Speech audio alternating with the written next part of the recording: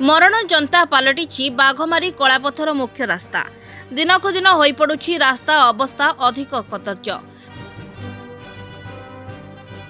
बारंबार अभियोग सत्ते भी मरामती करुनाही खोर्धा पूर्त विभाग।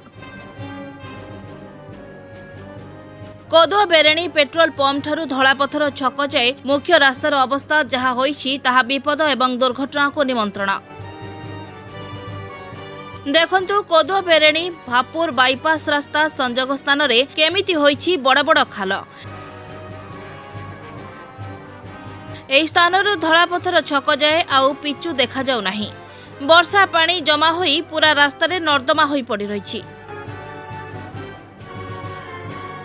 तेबे रास्ता अवस्था नहीं खोर्धा पूर्त विभाग अधिकारी दायित्वहीनता सह स्थानीय नेता अपारगता को सूचाइछंती आईनजीवी। प्रशासन स्तर में रोज प्रबल असुविधा। प्रशासन को जिते थर अवगत करेले से शुणुना।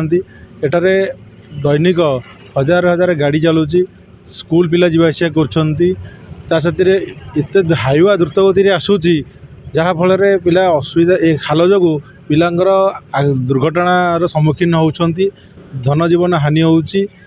बारंबार पब्लिक आउ आमर सांबादिक बंधु माने पीडब्ल्यूडी विभाग को अवगत करेले किसी निर्भरयोग्य पदक्षेप से नौना, जहाँफल धन जीवन हानि होची।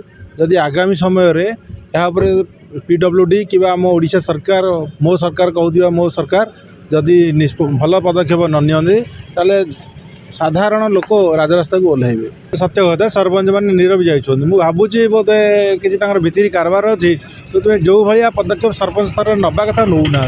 जदि से चाहिए आउ टे भल हो पारंता निश्चित आउ तो किसी लोक मान हाथ में तो किसी ना निश्चित से राजरास्ता को आसिक अवरोध करेंगे।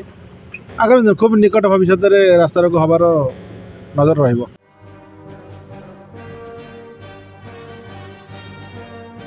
कोदुआ बेरेणी धलापथर रास्तार मझामझी स्थान रे थिबा एही दुकान ने प्रतिदिन जमा होइथांती स्थानीय अंचलर बहु नेता।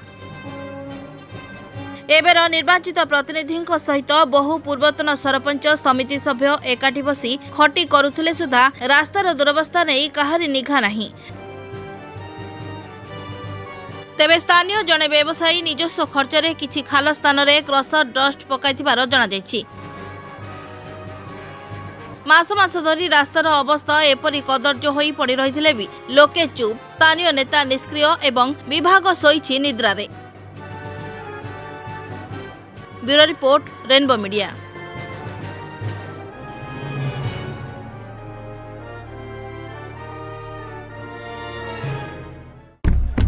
Please watch current updates in Rainbow Media. Subscribe our channel in YouTube. Follow us in Meta. For fresh updates, visit our webpage www.rainbowodisha.com.in.